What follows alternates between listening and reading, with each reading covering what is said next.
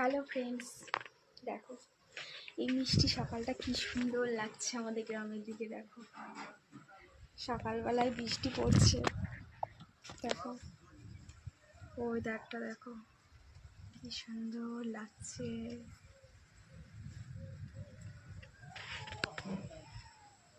এই দেখো গরু দেখেছো, দেখো সকালবেলা।